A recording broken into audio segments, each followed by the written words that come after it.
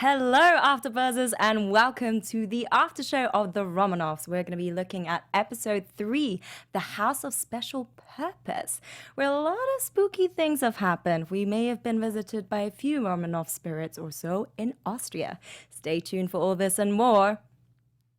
You're tuned in to AfterBuzz TV, the ESPN of TV talk. Now, let the buzz begin. These were not sweet dreams. These No. were terrifying. These were sweet old nightmares right there. I'm sorry, I gotta lose myself to this tune. Do it. It was like all over this episode. It was so right. Looking for something. Clearly everybody was looking for something in this, and we're still not quite getting what the something is. Hello, AfterBuzzers, and welcome to the Romanovs After Show. We're looking at episode 3. A lot of freaky things have happened in this episode. I can't wait to get into it. I'm your host, Yasmine Tanres, joined by my lovely, amazing co-hosts to the left. Very excited to be back. I'm Amy Maestri. And I'm Taylor Gates. So, Yikes. Okay. I need to shake this off because the entire time I was like, wait, what is going on? Like from the very beginning, it was surreal. So I want to know, what did you think overall of this episode? Starting off with you, Amy. Yeah, surreal is a good word for it. Immediately, such a creepy vibe, just in the woods. And I felt like the whole time I was just kind of trying to figure out where they were going with it. It was a lot. It was a lot, but Christina Hendricks was amazing as always. So I was excited that she kind of anchored it, but it was a lot.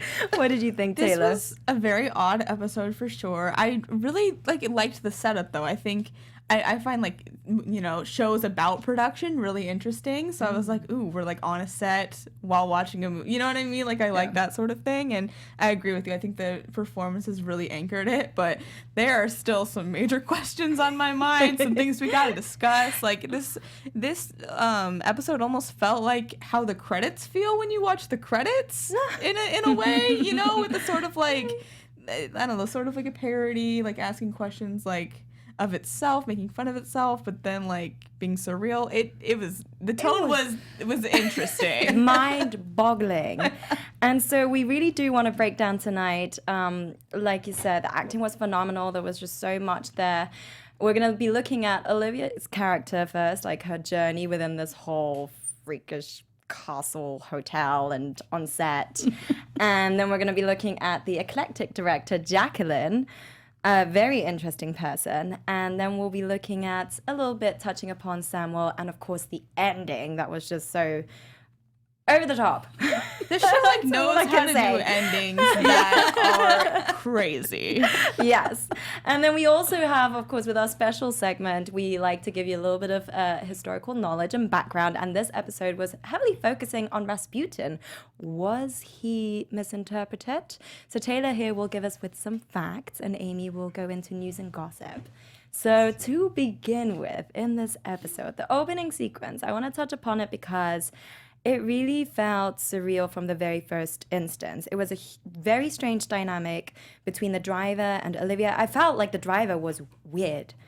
And then I felt really sorry for him, the way he was fired at an instance by Jacqueline. Like, what did you feel we were going to get into as soon as we saw this episode? Yeah, it definitely set a tone immediately. Like I kind of my impression of it was, oh, this is gonna have kind of a surreal feel to it. I immediately said, wait a minute, because I'm a little behind on watching them because I know we're behind in it a bit.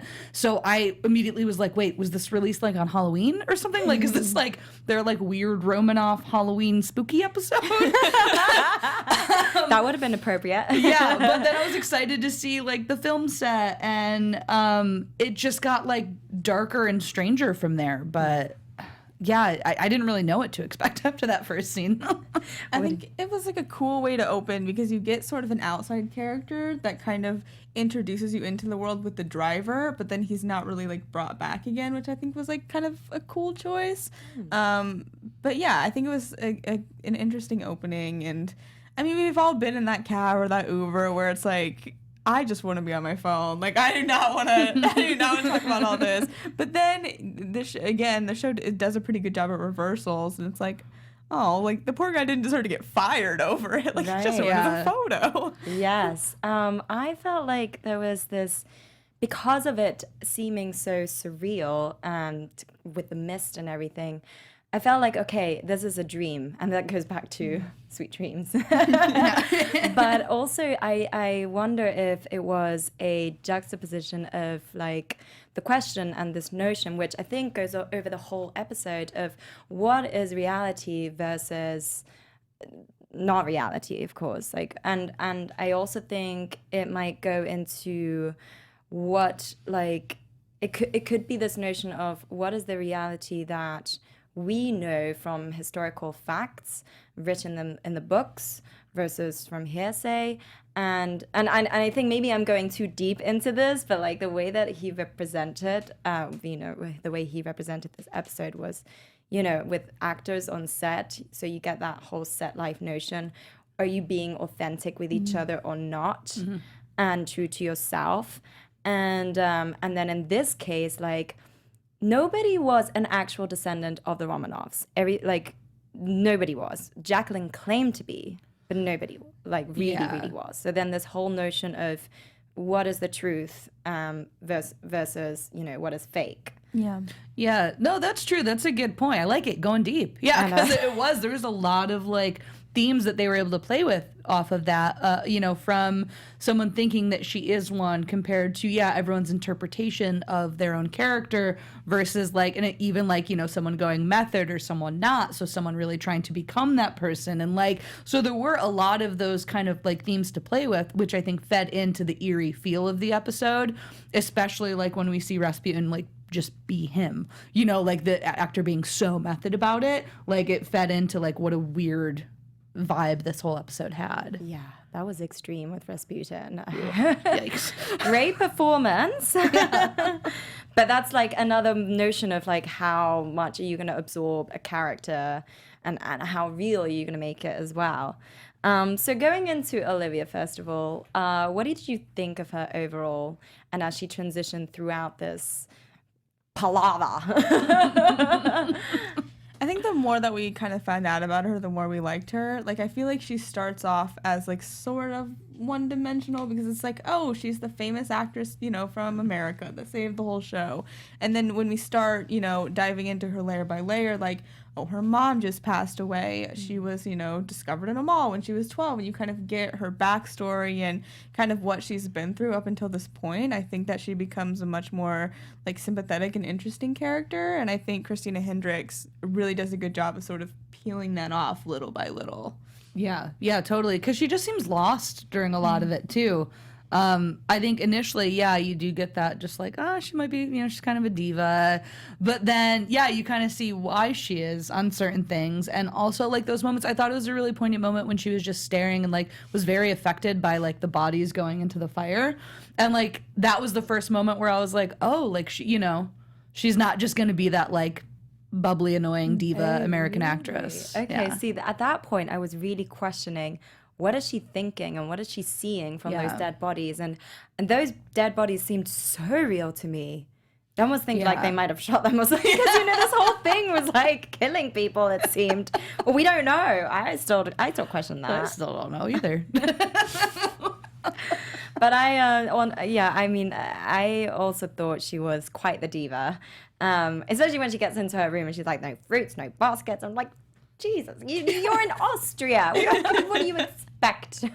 I don't know how accommodating it is in such a place, but it is beautiful. It was a beautiful setting, very appropriate as well. There's a lot of Russians there, and I just find the whole experience that she had to go through in that hotel, it was scary.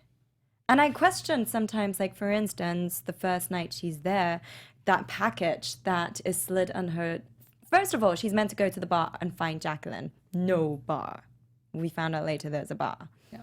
Then the package that slid under, I question if it was a spirit.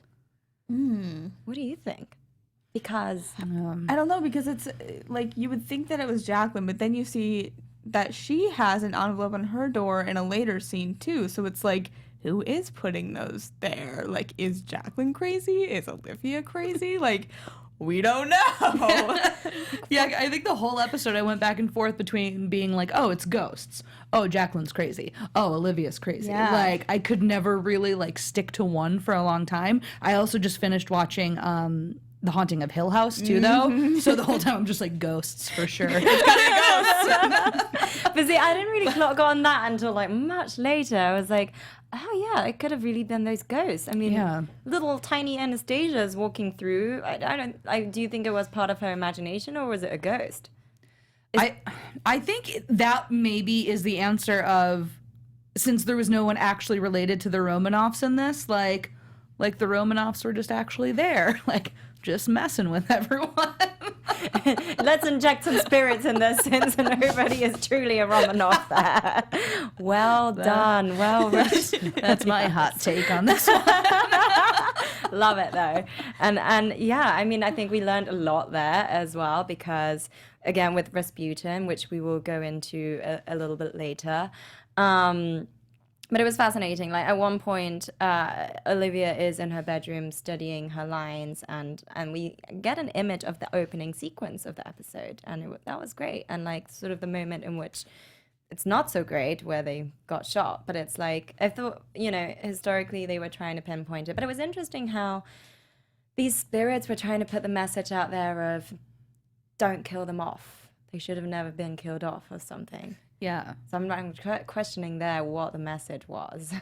Yeah, I think that felt like sort of a weakness in this episode. Not saying that every, entertainment thing has to have a message, because I don't think that's true. And I think that if you just write something to have a message, like, it's not necessarily like art or anything, but I was like unclear on what they were trying to achieve. Like, I think you need to set out with like a purpose, and I don't know. I was a little confused on what that actual message was. Yeah, I was the same, and also like a lot of times throughout it, I was like at that moment too, I wasn't sure if Jacqueline, like, maybe if she was actually a descendant. I questioned that then too. she just was like kind of losing it and being like, oh, I need to have a happy ending for my family. Like these crazy ghosts are in my head saying, no, we must live in this.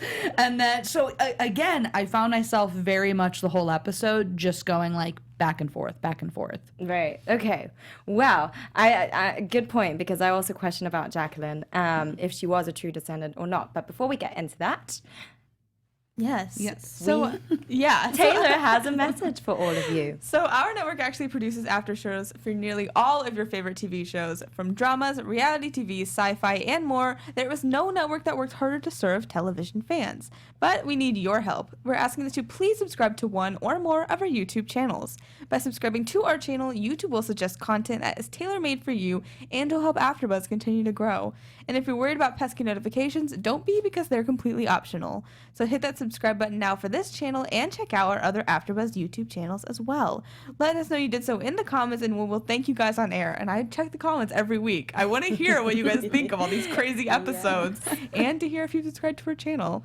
But for now, thanks for being the best fans and for helping us be the ESPN of TV talk. Yes. Nice.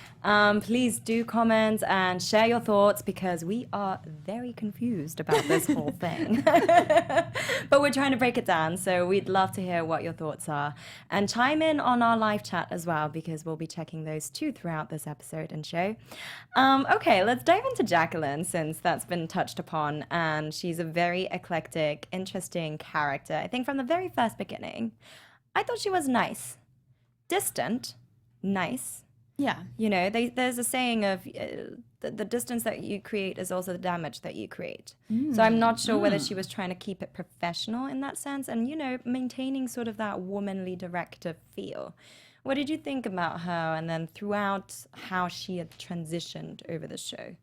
I definitely agree that that's kind of how she seemed at first, just like trying to be professional. And the fact that she was an actress and is like trying to make the move to director, I think was like a huge part of her character. And I think you see that like just in the line exchange where Olivia's like, of course I, respect you as a director, but as an actress, like, you really inspired me. And she's like, oh, great, that's what everyone wants to hear. And I'm like, I think that's so telling of where she's at and, like, how she feels about Olivia and about this entire situation. Yeah, and that's true because I feel like, too, immediately I was like, oh, this is great because it's, like, two alpha females, same industry, same struggles of, like you said, trying to find that line that we have to walk so often.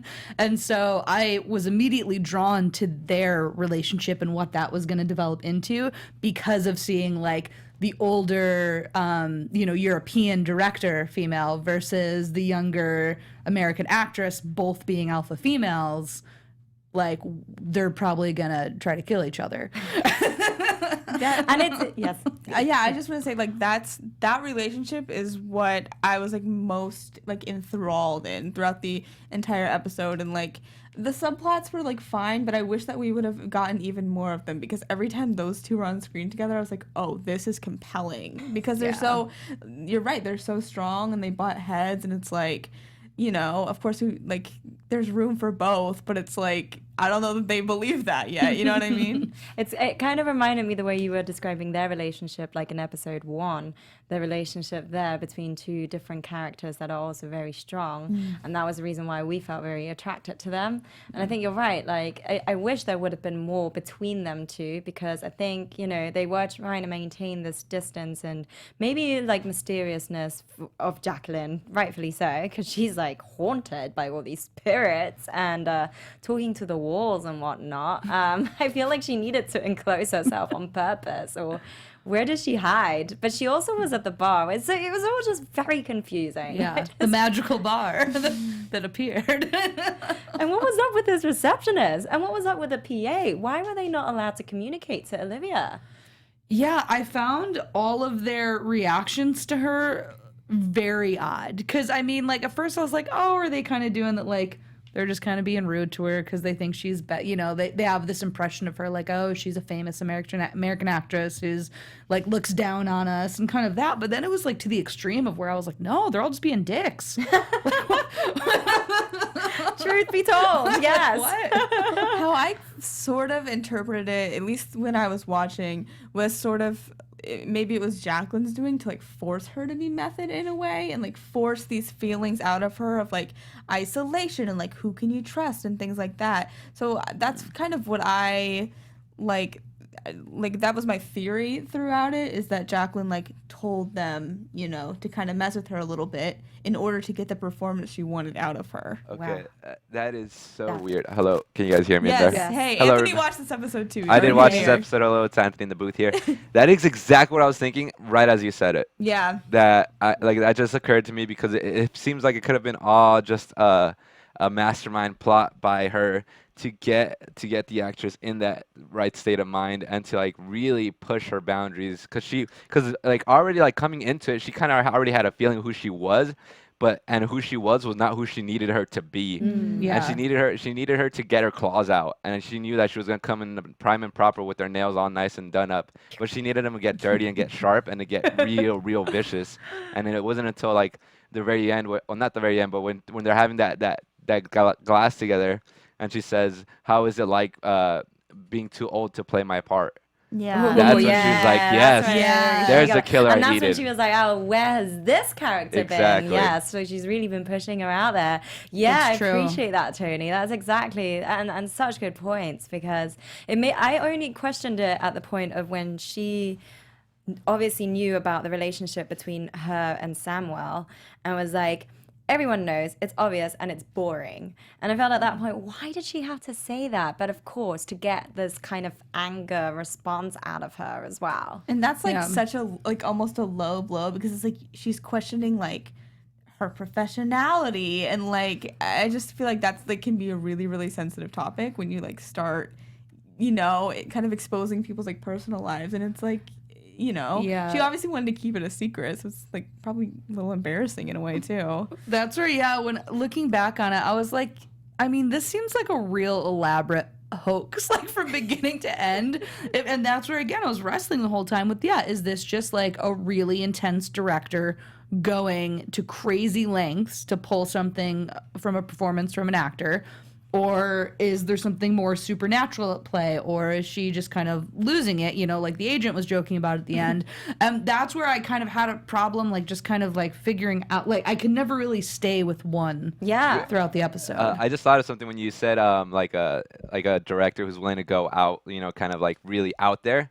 They did mention Stanley Kubrick, who was like notoriously he would do a lot of takes for one shot, like 30 to 40 takes for one shot to get it perfectly exactly how he wanted it. So it's interesting how you said that, like this director is just really trying to get this crazy performance out of her. And they mentioned Stanley Kubrick, who was this crazy director, but he was a brilliant director, but he just demanded so much out of his actors. So it's like I'm starting to see back up to like what Taylor and I kind of are putting down on the table. Yeah. That's true. And just the opposite of her doing one take, but like leading up to it, all of this crazy intense work to get that performance the one take instead. Which I love that line from Olivia. Even the dead body gets a second take. Yes. Such a great That was character hilarious. line. So funny. But I also loved when was it Brian? Wait. Yeah, Brian was the other guy's Brian, name. yes, when he got second take. And he thinks then Elvis Presley suspicious mind. Amazing. And then It's it's just perfect. What? You were just like, really? Like, wait, what did you just try to make these actors do and how? Brilliant in a weird sense, I guess. And actually on our live chat, one of our viewers brings up a good point too. So CompSci91 says Jacqueline questions Olivia's skill as an actress in the same way that Olivia, however, unintentionally questions Jacqueline's skill as a director in the opening scene. Ooh, so maybe they caught up on that. Yeah, That's so a again, great like comment. really good, like that initial kind of like battle sense that you feel between the two of them, and where they're kind of coming from the same place in a lot of ways, but are still going to butt heads on a lot. So great, yeah, definitely That's a good real, insight. yeah, because and that just makes me think of the ending now of how they abided to each other in some forms. Yeah. Dramatically. We'll get into that because I'm dying to get into that. No puns intended. But Ew. going back to that question of Jacqueline, do we think she was a descendant or not?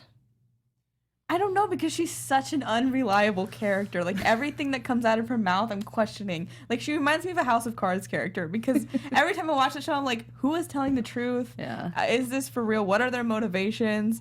And so, in a way, I think that maybe like the writing was kind of cool, because it's like I can't read her. Like I have no idea. Like I don't know what she wants. You know what I mean? Mm-hmm.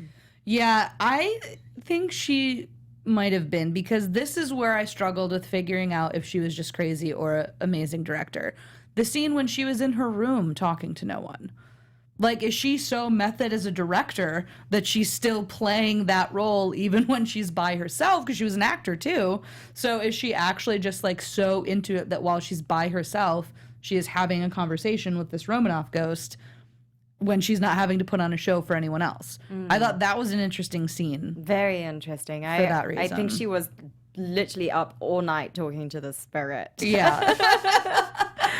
And I think just because I base it off of what she says that she isn't a descendant, but I think she's very much in touch with them and the story because of all the research that she has done going behind it. I want to go to that scene of when they are with the investors and very creepy.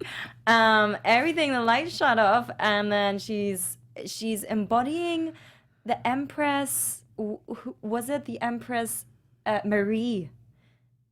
Yeah. Yes.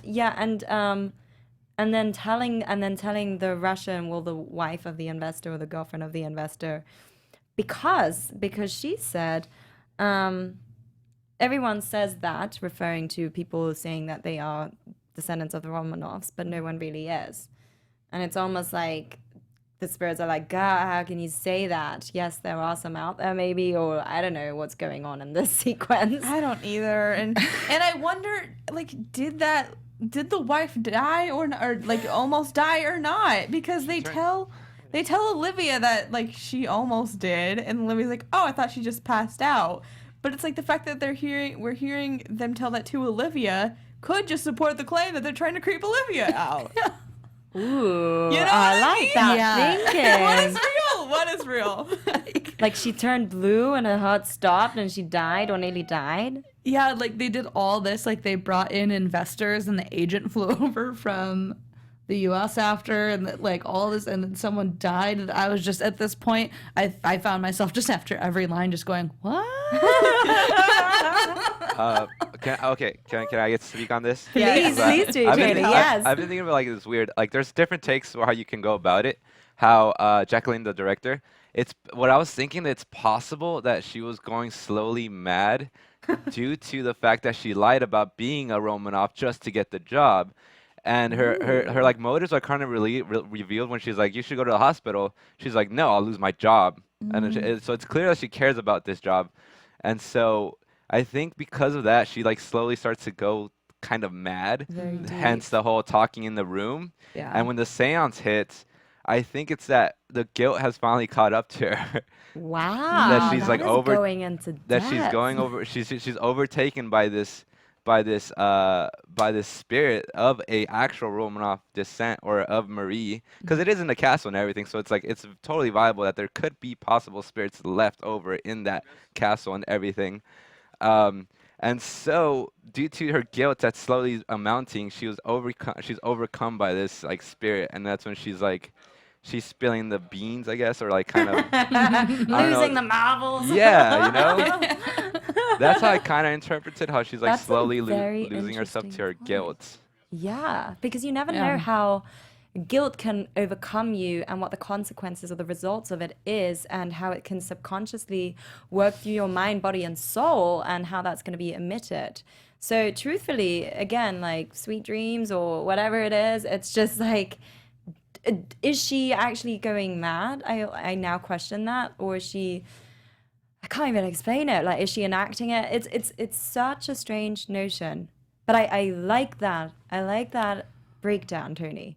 Yeah, because that really could give like an explanation for a couple of the different things that we were thinking, where she is kind of going mad, but she actually did see some of these things. So it wasn't just solely that she was going crazy. It also wasn't just solely that she was trying to pull a performance from an actor. You know, the combination of both and her kind of going mad mixed with that style of directing would probably look something like this. So And it would also back up why she would fire the writers, and then it like be like, I want a happy ending because I've been shitting all over this like show, which is like actually based off of real events, and I lied about it to get on the show, and then she gets possessed, and then that's kind of like the spirits being in a sense angered and taking over and be like, you are doing this wrong, give us a happy ending. Next day she goes crazy, shows up in white, fires a writer, and it's like, hey, we're giving this place a happy ending. And if you notice, once they kind of do enact the happy ending in that scene, although it's like very loose, she kind of goes back to being normal. And then that's where that whole crazy director side pops up again, and then the ending and everything. Yes. Tony, you're taking us on a ride. Yeah, you really are. It's making me think more about this episode, because truthfully, I was like, this one I'm a little lost compared to the other two. But I want to talk about that entrance of when she like fired the writers to have an happy ending. Oh my god. Strong, fierce woman. What a queen. I love her. But the night before, there was an interesting moment between Olivia and herself, and where they opened up about why they got into their professions and how. And Olivia did actually say, I will do at this point whatever you want of me. And that is when Jacqueline like had not the balls, but that's when she like just carried herself into some, I don't know, maniac-looking lab person striding through these corridors of the castle and owning it, and then changing it all up. And of course, Olivia's not happy with the truth in that ending. Or is it the truth? Like, it's just going back to that whole notion or question of what is reality versus a dream, or isn't actually factual. Yeah. They're both just so good at like doing whatever they have to do to get what they want from the other person. You know what I mean? Like Olivia's like, I'll do whatever you want me to do. And the next day she quits. I'm like, Olivia, this isn't what you said that you would do. But at the same time, Jacqueline's doing the exact same thing with all of her crazy directing stuff. And like, giving her praise like when she needs it, kind of. And it's just they're master manipulators, both of them. They really are. That's a good way to put it. And it's like that brings up a whole other can of worms, which I'm gonna kind of get into in the news segment later. But the idea that they, kind of were sharing some of their Me Too moments of, things on set and being women in the industry. And I was like, this is a really nice grounded moment in an episode of lots of crazy. So even through that, you're kind of seeing someone be like tormented, this woman on set be tormented by whether it's men, women, everyone. Right. And then they have this, really grounded, lovely conversation where they're both very humanized to one another, but you still see what manipulators they are at the same time. So I really enjoyed this scene, and also just for the fact that, like you said earlier, they're just so captivating to watch the two of them together. Like, what a dream team of actresses to put, together. Opposite of one another. Yeah. It's incredible. Well, going back to referring to what you just said, if we're going to look at now Samuel and the relationship between Olivia, because he did assault her on set. Yeah. And it's like, that's definitely not acceptable, the way that he went about it. And he blames it on the fact that he was so overcome by his character. Like, that's not acceptable. But overall, he seemed, aside from when he was playing that part, like a sweet guy. And I just question what made him get so drunk in the end and then, like, be shot. Well, who knows if he was shot, but shot off the show. Yeah, finished. I think it was the way that they wrote him and the way that he played it was great because, like, you are like, oh, he's a nice guy. He's just method. But then he goes too far, and I think that's so often the common issue is when male actors just say, well, I was method. And they use that as an excuse to just be a total jackass to everyone on set, or to go too far in a scene with a woman or whatever it is. So I felt like that character was a really strong kind of narrative for the show.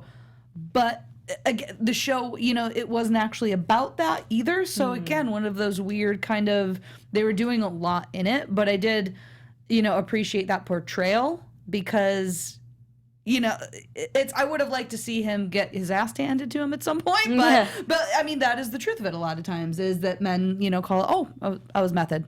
Yeah. I was in my character. Because it's the more of, like, I mean, I see it as pretty black and white, like, not acceptable. I don't care how method you are, but, in the eyes of, like, I feel like the industry and stuff like that, it would be considered more of, like, a quote-unquote gray area and things like that. So it was interesting that they chose to, like, go down that route instead of something that was, like, could have been perceived as, like, more cut and dry, if that makes sense. But I do feel like it was, like, a little bit just, like, thrown in. And I was like, I kind of wish that this was more prominent and, like, dealt with more, like, I don't know, like, effectively, or took more of a center stage. That seems like a really big thing to kind of just, like, have a throwaway scene, if that, you know what I mean? Yeah, like, don't, like, toss in the Me Too movement with an episode about ghosts. Right. Like, wow, yes. You're trying to do a lot here. And, also, Comsign91 brought up a good point right now, too. Did anyone think that Olivia forgave him rather quickly, too? Well, yeah, because he praised her. Yeah. Like, oh, but you were great. Oh, okay, that's fine. Okay, yeah, come into my room. I thought that was way too easy of her. I was like, Olivia. Girl. It didn't seem that in character for her. I don't know. Well, she's it kind of did, though, I feel. Because her character's so... I was just going to say, she did say she responds really well to praise. Exactly, I mean, that's true. So whenever she received praise, she would, like, light up and accept whatever flew by, right? Yeah. And I think in this case, for sure, like, it was not acceptable for her to really be okay with it so quickly. But I think, like you said, it was a little bit of a side, and to put something like that just kind of, like, on the whim, was a strange thing. But I feel like, we wanted to really get a sense more of the female dynamics there and on set actors' life.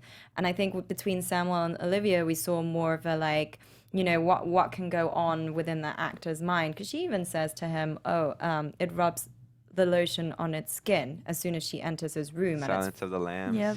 Oh, like, It's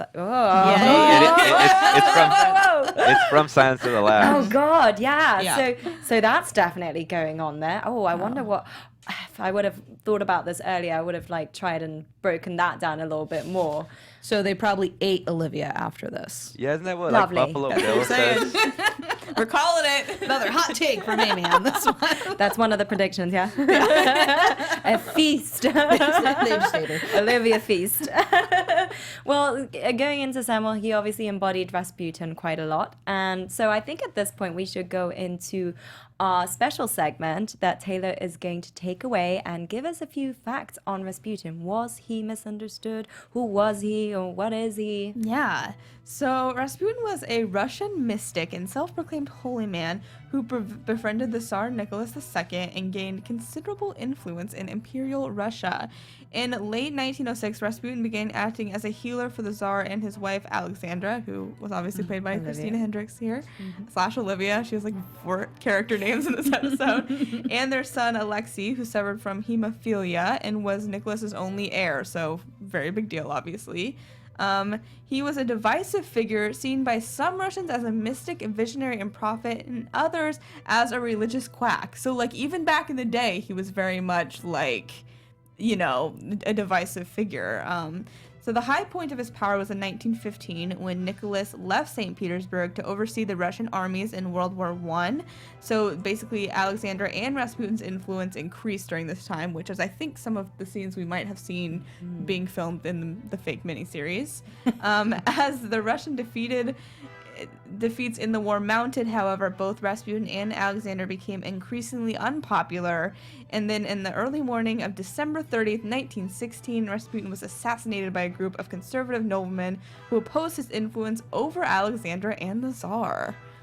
So very interesting. There was a lot of truth that we saw in their fake miniseries. Yeah. So I love that. Well, you know, we got fed quite a bit of history within this. Tapping into it, even though we were questioning its reality and authenticity. And that's cool too, because I feel like a lot of the stuff that I've been looking up on the Romanoffs or just things that have come up on the show have just been about them. So it is cool to get to see this other character that was very integral in their, you know, in their lives and how it all played out. So that's cool. And that's true. I do like how this episode gave us a lot of the history, because we've gotten little tidbits like with the egg in the first episode and a little bit on the cruise ship in the second, but this one like really delved deep into it, which is cool because it's called the Romanoffs. Like, I want some history. Yes, we want to learn all about them. And so, okay, let's jump into our news and gossip. Amy, take it away. Yes. AfterBuzz TV News. So, as we've been gushing about how amazing Jacqueline is in this, played by Elizabeth Huppert. Isabel. Yeah. Oh, Isabel. See, I was so concentrated on getting the last name right. You're good. The au pair you got seamlessly. Nailed it. Well, this was a couple weeks ago, but I wanted to talk about it because she just got honored with the Lifetime Achievement Award at the Rome Film Fest. Wow. So that is amazing. Congrats. She is just incredible to watch. And she spoke a little bit. They did an in-depth conversation with the audience, and she talked about playing the nervous director in the new series, The Romanoffs. So she did get into a little bit about what it was like leaning into that character and having to play someone that intense. So it's actually something that I'd like to look up and see if I can find any video footage of, because I'd love to see that interview, or really anytime she's talking about it. But I wanted to bring that up because that is pretty epic. So congratulations to Isabelle Huppert. Oh, Yeah. fair, yeah. That's awesome. And then, you know, I kind of wanted to bring up, too, for you guys to chat us in the comments what your thoughts are on this whole Me Too kind of name drop, if you will, in this episode, and how you thought it played in, because I know that's a lot of the buzz around the show right now. When you look up Romanoffs episode 3, it's just hashtag Me Too everywhere, and very opposite sides of the aisle opinions. So we'd love to hear from you guys in the comments afterwards. What's that? Sorry, I just got something, but I don't know if it's proper for news. Add it. What's up? We want to know. You know, like the whole motif where you're saying what's real and what's right and everything. Yes. What if that whole thing is with the Me Too of like, is she telling the truth or is she not telling the truth? When they come to their victims and they, you know, or they come out with what they happened in their past experience, and sometimes they don't believe them. Oh, like when survivors come forward and like people either do like when they don't believe them. Yeah. Things. Yeah. What if it's all like a metaphor for that, in that sense? I feel like, okay, because on the surface you watch it and you're questioning like what the hell is going on, but when you go into depth, you're like, wow, there's actually so many hidden messages there. And that is the whole notion of what is the truth versus what is fake, and all those news out there, or what is represented, or what we've learned over time and through friends or whatever, it's just hard to tell. And once again, why I wish these were actually just all movies. Yeah. They're always either a half hour too long for a show or a half hour too short for a so movie. true. Like this as a feature would have been awesome. incredible, because they really could have dove into that Me Too and had it be something like really like at the end where you're just like, whoa, like mic drop moment. And so often, and I think that's where I struggle with it a lot of times. I'm like, this is really interesting and entertaining and I'm enjoying watching them. But the thing that's always missing for me is sometimes there's little stories that I want to see explored more. So I just want to see them as features.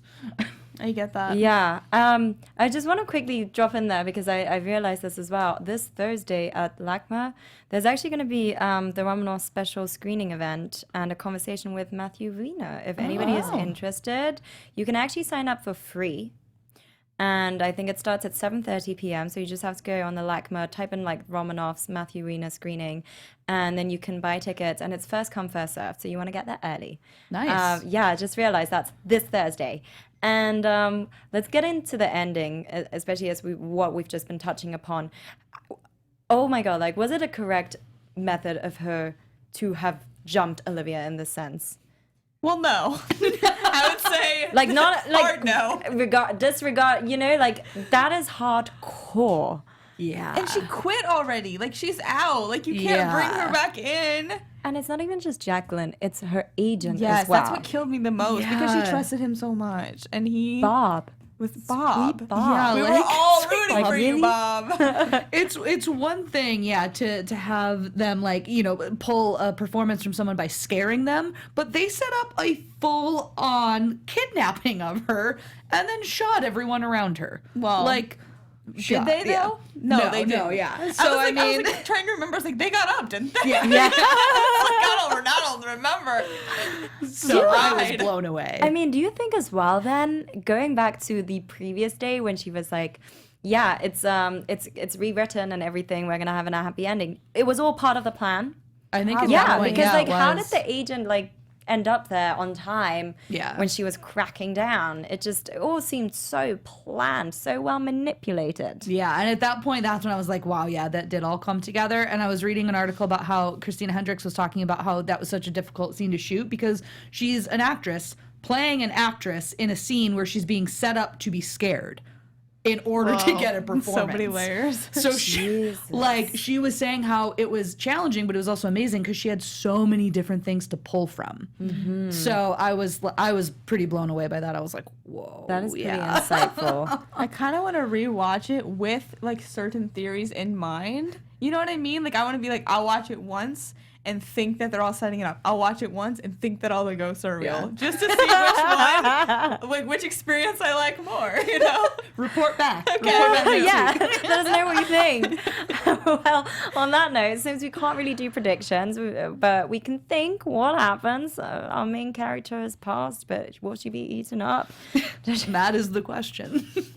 I think that she's gonna win a post-mortem Oscar. I think she is Jeez, too. yeah, that's quite a performance. I wish we would have gotten like that, like 1 year moment. later or something. Just what's up? Like, and then what happened Jacqueline with gets this? haunted by her ghost. Yes. The next seance is just Olivia talking through Jacqueline. See, this is the thing. Like, I don't even know. Like, I know this is not a laughing matter, but it's such dark comedy. Yeah. That you just don't even know how to react. Honestly. Wild. Okay. I wonder what's in stock for the next episode. So, We'll see. yes. We're going to end it there tonight. Thank you so much for tuning in to the Romanovs episode 3. We look forward to next week. Please do leave your comments and thoughts. It's been a bizarre show. And, with Tony's really amazing analytical skills, we were able to bring out even more out of this. So let us know what you think. And where can we find you on social media? Yeah, you guys can find me on Twitter at Alphaba_Ann, on Instagram at Taylor_Gates_. I'm also doing a Haunting of Hill House. It's our second part tonight at 10 o'clock, so tune in for that. Nice. And real quick, I'm going to shout out Comsci, who's been hanging out with us for the past couple weeks. And they brought up, after your talk about subscribing, ESPN is the AfterBuzz of sports talk. Oh, wow. I love that. I Thank love you. Comsci. Right, Comsci. Yeah, tell us how to do a phonetic spelling for us Please. next week. Please. But We thank you for would love- tuning in, and guys, yeah, make sure you're tuning in and chatting us in the live chat and commenting afterwards. But you can also find me on Twitter and Instagram at Amy Maestri. Thank you. Yes, and you can find me on social media at Yasmine Tanres. Thank you much. Sorry. Romanoffing. Thank you so much for tuning in, and we'll see you next week. Bye. Bye. Our founder, Keven Undergaro, Phil Svitek, and me, Maria Menounos, would like to thank you for tuning in to AfterBuzz TV. Remember, we're not just the first, we're the biggest in the world, and we're the only destination for all your favorite TV shows. Whatever you crave, we've got it. So go to AfterBuzzTV.com and check out our lineup. Buzz you later. The views expressed herein are those of the hosts only and do not necessarily reflect the views of AfterBuzz TV or its owners or principals.